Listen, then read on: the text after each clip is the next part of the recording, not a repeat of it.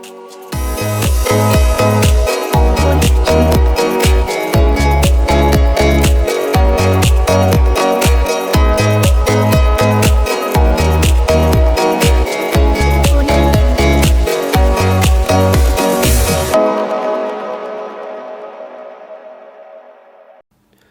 Father ஞாயிற்றுக்கிழமை திருப்பலிக்காக முந்தைய நாள் இரவு தன்னுடைய அறையில் உட்காந்து பாவ மன்னிப்பு உரை எழுதிக்கிட்டு இருக்காரு. அந்த நேரம் அவருக்கு ஒரு ஃபோன் வருது. அந்த ஃபோனை அட்டன் பண்ணுறாரு. அந்த ஃபோனில் மறுமுனையிலிருந்து ஒரு செவிலியர் பேசுகிறாங்க. அந்த செவிலியர் என்ன சொல்கிறாங்க ஃபாதர்கிட்ட, ஃபாதர் நான் மருத்துவமனையிலேருந்து பேசுகிறேன். இந்த மருத்துவமனையில் ஒரு வயது முதியவர் எந்த நேரமும் பாவ மன்னிப்பு அது இதுன்னு உளறிக்கிட்டே இருக்கார். ஆனால் ரொம்ப சீரியஸ் கண்டிஷனில் வேறு இருக்கார். அதனால் நீங்கள் உடனே வாங்க ஃபாதர், உடனே வந்து இவருக்கு பாவ மன்னிப்பு கொடுங்க அப்படின்னு சொல்லிட்டு அந்த ஃபாதரை வந்து அவங்க கூப்பிட்றாங்க. இந்த ஃபாதரை உடனடியாக அவரை பார்க்க போகிறாரு. போய் அந்த முதியவரை பார்க்குறாரு. பார்த்துட்டு அந்த முதியவர்கிட்ட ஃபாதர் பேசிக்கிட்டே இருக்கார். பேசிக்கிட்டு இருக்கும்போது அந்த முதியவர் சொல்கிறாரு, ஐயா நான் வந்து ஒரு 30 வருஷத்துக்கு முன்னாடி ரயில்வேயில் கேட் கீப்பராக வேலை பார்த்தேன்.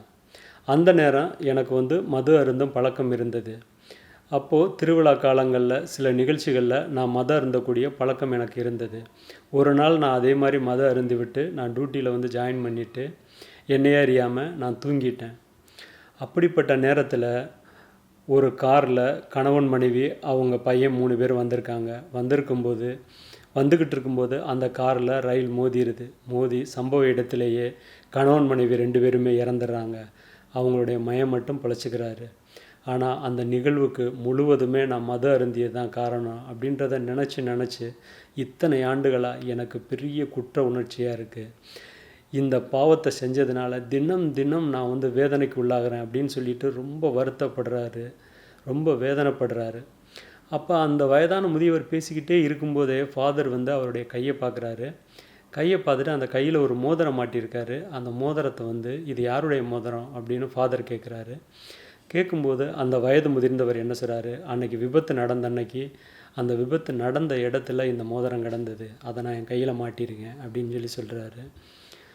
அப்போ தான் அந்த ஃபாதர் சொல்கிறாரு, அந்த மோதிரம் என்னுடைய தந்தையுடையது அப்படின்னு சொல்கிறாரு. உடனடியாக அந்த வயது முதிர்ந்தவருக்கும் இவர் யார் என்பது தெரிஞ்சுக்கிட்டு அவர் காலில் விழுந்து மன்னிப்பு கேட்குறாரு, கதறாரு. அந்த ஃபாதர் அனைத்தையும் மறந்து, ஐயா நான் உங்களை மன்னிச்சிட்டேன், நீங்கள் வந்து நிம்மதியாக ஓய்விடுங்க, இந்த வயதான காலத்தில் உங்களுக்கு இனியும் வேதனை வேண்டாம் அப்படின்னு சொல்லிட்டு அவர் அந்த ஃபாதர் வந்து மன்னிச்சிடுறாரு. இது இப்படி இருக்க, இன்னொரு பக்கம் பார்த்திங்கன்னா இதே மாதிரி நெல்சன் மண்டேலா ஒரு அதிபராக இருக்கும்போது தன்னுடைய தளபதிகளோட ஒரு ஹோட்டலுக்கு சாப்பிட போகிறாரு. அந்த ஹோட்டலில் உணவு அருந்துறதுக்காக ஆர்டர் பண்ணிவிட்டு காத்துக்கிட்டு இருக்காரு. அவர் காத்துக்கிட்டு இருக்கும்போது பக்கத்துலேயும் ஒரு முதியவர் அதே மாதிரி ஆர்டர் பண்ணிவிட்டு அவரும் வெயிட் பண்ணிகிட்ருக்காரு. நெல்சன் மண்டேலாவை பார்த்த உடனே அவர் வந்து ரொம்ப நடுக்கமாக இருக்குது. அவருடைய உடம்பு எல்லாமே ரொம்ப நடுக்கமாக இருக்குது. இருந்தாலும் நெல்சன் மண்டேலா வந்து அவரை கூப்பிட்டு, ஐயா இங்கே வாங்க, ஏன் பக்கத்தில் உட்காருங்க, ஒரு ஆள் தானே உட்காந்துருக்கீங்க, வாங்க நம்ம எல்லாருமே சேர்ந்து சாப்பிட்லாம் அப்படின்னு சொல்லிட்டு அவரை கூப்பிட்டு பக்கத்தில் உட்கார வைக்கிறாரு. உணவு வருது, எல்லாருமே சேர்ந்து சாப்பிட்றாங்க. ஆனால் அதை சாப்பிட்டு முடிக்கிற வரைக்கும் அந்த முதியவருக்கு வந்து கை கால்லாம் ரொம்ப ஆடின உடனே இந்த நெல்சன் மண்டேலாவுடைய படை தளபதிகள்லாம் பார்த்துட்டு, ஏன் இவருக்கு இந்தளவுக்கு உடம்பாடுது, ரொம்ப இவருக்கு முடியலையோ அப்படின்னு சொல்லிட்டு பேசிக்கிட்டு இருக்காங்க. சாப்பிட்டு முடித்ததுக்கப்புறம் அந்த முதியவரும் கிளம்பி போயிடுறாரு. போன உடனேயே நெல்சன் மண்டேலாட்ட அந்த படைத்தளபதிகள் எல்லாருமே சொல்கிறாங்க, இவருக்கு ஏன் இந்தளவுக்கு உடம்பு ஆடுது, இவருக்கு வந்து பெரிய வியாதி எதுவும் இருந்ததா அப்படின்னு சொல்லிட்டு நெல்சன் மண்டேலாட்ட கேட்குறாங்க. கேட்கும்போது நெல்சன் மண்டேலா என்ன சொல்கிறாரு, இல்லை அவர் என்னை பார்த்து தான் பயப்படுறாரு அப்படின்னு சொல்கிறாரு. ஏன் அப்படின்னு கேட்கும்போது அவர் சொல்கிறாரு, நான் 27 ஆண்டுகள் வந்து ஜெயிலில் இருந்தேன். நான் ஜெயிலில் இருக்கும்போது இந்த நபர் தான் சிறைத்துறை அதிகாரியாக இருந்தார். இவர் எனக்கு கொடுத்த சித்திரவதை கொஞ்சம் நஞ்சம் கிடையாது, என்னை அந்தளவுக்கு இவர் சித்திரவதை பண்ணியிருக்காரு அப்படின்னு சொல்கிறாரு. அப்படி சித்திரவதை பண்ணும்போது ஒரு நாள் தண்ணி தாகம் எனக்கு அதிகமாகிடுச்சு.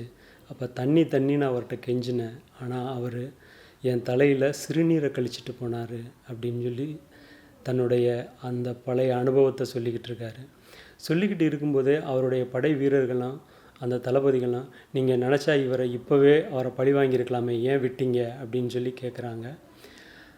அப்போது நெல்சன் மண்டேலா சொல்கிறாரு, நான் பழி வாங்கணும்னு நினச்சா எத்தனையோ பேரை பழி வாங்கினேன், பல பேருடைய நிம்மதிகள் போயிடும், மறப்போம் மன்னிப்போம் அப்படின்னு சொல்கிறாரு.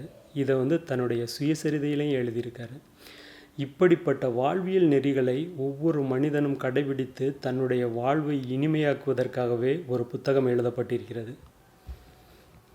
இதுதான் அந்த புத்தகம், வாழ்வியல் நெறிகள். இந்த புத்தகத்தை நாகர்கோயிலை சேர்ந்த வின்சென்ட் அமல்ராஜ் என்ற ஒரு ஃபாதர் தான் இந்த புத்தகத்தை எழுதியிருக்காரு. இவர் ஒரு தலைமை ஆசிரியராக இருந்து தற்சமயம் ஓய்வு பெற்றிருக்காரு.